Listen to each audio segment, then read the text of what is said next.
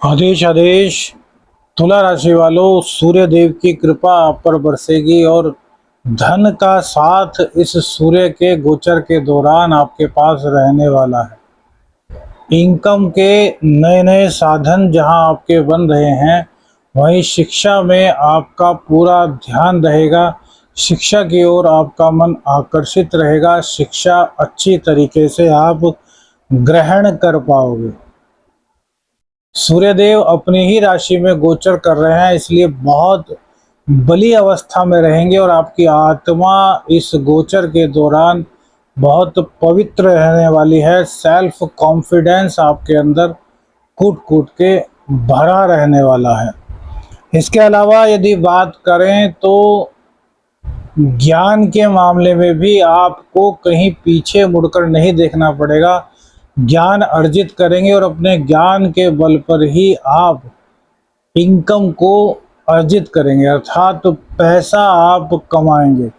संतान की पक्ष से भी यह गोचर बहुत अच्छा रहेगा, लेकिन एक बात की आपको बहुत ज़्यादा सावधानी रखनी है। इस गोचर काल के दौरान आपको नॉन वेज का सेवन बिल्कुल भी नहीं करना, अन्यथा आपके जीवन में सूर्य देव का दुष्प्रभाव आ सकता है। आदेश आदेश। मैं शावरबंद साधक प्रवीण आप सभी का स्वागत करता हूं। आज बात करेंगे तुला राशि पर सूर्य के राशि परिवर्तन का क्या प्रभाव पड़ने वाला है। सूर्यदेव अपनी वर्तमान कर्क राशि को छोड़कर 17 अगस्त को सिंह राशि में अपनी प्रिय राशि में प्रवेश करेंगे और 16 सितंबर तक यहीं रहेंगे। 17 सितंबर को ये कन्या राशि में प्रवेश करेंगे। तो यह एक महीने का गोचर आपके लिए कैसे बेहद खास होने वाला है।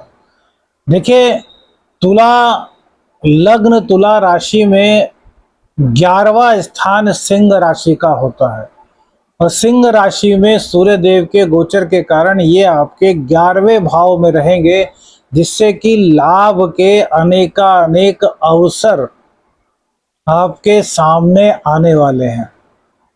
किसी भी चीज की दिक्कत इनकम के क्षेत्र में आपको नहीं होने वाली।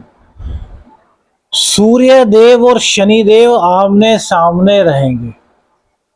शनि की पनौती आपको चल रही है और हमने बताया कि शनि की पनौती बहुत बुरी होती है, ढैया से भी बुरी होती है।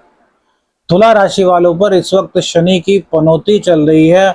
इसी कारण से आपके शिक्षा के कार्य कहीं ना कहीं अटक रहे थे, तो उन कार्यों की बंदिश खुलेगी, क्योंकि शनिदेव वक्री हो गए। छठे स्थान का भी आपको प्रभाव दे रहे हैं और फोर्थ जो हाउस होता है कुंडली का, उसका भी आपको ये प्रभाव दे रहे हैं। अब सूर्य की दृष्टि पंचम भाव पर पड़ने से सबसे पहले तो आपका सेल्फ कॉन्फिडेंस जागृत हो जाएगा। अंदर से जिस हिम्मत को आप नहीं जुटा पा रहे थे, वो हिम्मत आपकी दौड़ करके आपके पास आएगी, आपसे लिपट जाएगी।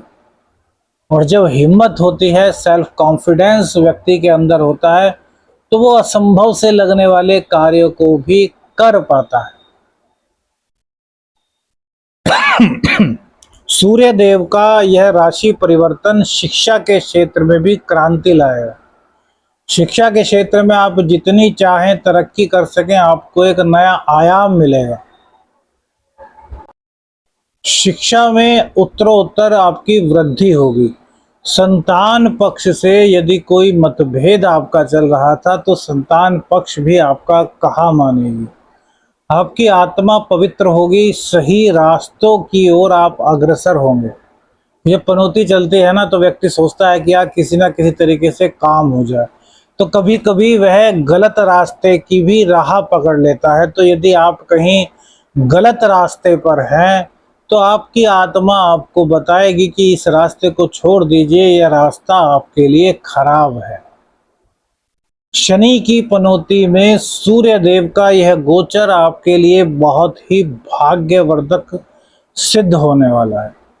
इसका एक दूसरा कारण यह भी है कि जब शिक्षा का ज्ञान, जैसे किसी ने एमबीए कर लिया, एमबीए करने के बाद उसको मार्केटिंग की जॉब चाहिए, और दशाएं खराब चल रही हैं, तो एमबीए की जॉब ना मिल करके उसको एक क्लर्क की जॉब मिल गई, एक पियोन की जॉब मिल गई, तो अपने ज्ञान का इस्तेमाल तो नहीं कर पा रहा ना।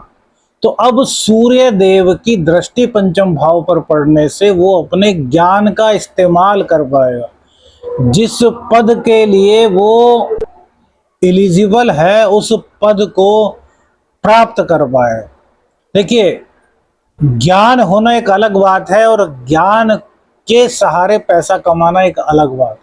दशाएं होती हैं, दशाओं के अकॉर्डिंग ही आप कितने ही ज्ञानवान हैं, लेकिन आपका समय खराब है, दशाएं खराब चल रही हैं, तो उस ज्ञान का आप लाभ प्राप्त नहीं कर सकते। ज्ञान का लाभ प्राप्त करने के लिए भी दशाएं अनुकूल होना बहुत जरूरी है। अब इसको आप इस तरीके से समझें कि एक राजा है जो दशाओं के कारण रंक बन गया। विद्या उसके पास वो सारी है जो राजा के पास होते हैं, वो रंक क्यों बना? दशाओं के कारण। तो इसलिए दशाओं का जीवन में बहुत बड़ा महत्व होता है। खष्टेश की दशा हो, मार्गेश की दशा हो, अष्टमेश की दशा हो, तो बहुत दिक्कत होती है, बहुत संघर्ष का सामना करना पड़ता है। तो इसीलिए पनौती में जो हम बताया आपको कि पनौती चल रही है तुला राशि वालों पर, तो उनके इस बुरे काल में सूर्य देव का अपनी ही राशि में बली अवस्था में बहुत अच्छा रिजल्ट आपको मिलेगा। तो शिक्षा के मामले में आप सफल रहने वाले हैं, प्रेम के मामले में भी आपको कोई दिक्कत नहीं होने वाली यदि आप अहंकार और ईगो को त्याग देते हैं। जब आदमी फ्रस्ट्रेट होता है ना, तो उसके अंदर कहीं ना कहीं ईगो भी ज्यादा आ जाती है, और समय बुरा है तो आप फ्रस्ट्रेट कहीं ना कहीं होंगे, तो ईगो भी आपके अंदर कहीं ना कहीं छोटी छोटी बातों को लेकर के अपना घर बनाने का प्रयास करेगी। तो उस ईगो से आपको बाहर निकलना है, आपको अहंकार को त्यागना है, आपको वास्तविकता को देखना है कि यार वास्तविक स्थिति क्या है, वास्तविक परिस्थिति क्या है, और उसी के अनुरूप ढलना है। बाकी सारा कार्य सूर्यदेव कर रहे हैं। ज्ञान का प्रकाश आपका चमचमाए, जो आपके अंदर की योग्यता है उसको परखने वाले मिलेंगे इस गोचर काल के दौरान। यदि कुंडली में थोड़ी भी अच्छी दशा चल रही है तो बहुत अच्छा रिजल्ट इस गोचर काल के दौरान आपको मिलने वाला है। धन के मामले में कहीं यह गोचर आपको कमी नहीं होने देने वाला, क्योंकि सिंह राशि अर्थात 11वां भाव आपका बहुत मजबूत रहने वाला है। अब यदि कुंडली में सूर्यदेव नीच के हैं, अच्छा फल नहीं दे रहे, तो क्या उपाय करें? तो आदित्य हृदय स्तोत्र का पाठ अवश्य कीजिए और रोजाना, यदि सूर्य नीच के हैं। और 5 माला कम से कम, वैसे तो 1 माला देखिए बहुत ही कम होती है, लेकिन जिनके पास टाइम नहीं वो कम से कम 1 माला तो करें, लेकिन 5 माला तो हम कहेंगे सभी को कि 5 माला गायत्री मंत्र की आप रोजाना करना शुरू कर दीजिए। पितरों की कृपा मिलेगी, सूर्य नारायण की कृपा मिलेगी, सूर्य के जितने भी दोष आपकी कुंडली में है वो सब समाप्त हो जाएंगे। जाप किसी से कराने हैं तो भैया वो रेयर स्थिति होती है, लेकिन स्वयं जाप करते हैं तो उसका 101% रिजल्ट हमें प्राप्त होता है। जब हम किसी से जाप कराते हैं तो उस जाप का 60% 70% ही लाभ हमें मिल पाता है, 40% तो वो जो करते हैं वो उस लाभ को ले जाते हैं। वीडियो अच्छी लगी तो लाइक और शेयर जरूर कीजिएगा। चैनल पर नए हैं तो चैनल को सब्सक्राइब कीजिएगा। कुंडली का अध्ययन कराना चाहते हैं तो स्क्रीन पर जो नंबर है उस पर व्हाट्सएप मैसेज कीजिएगा, कॉल मत कीजिएगा। आदेश अलख निरंजन। हर हर महादेव।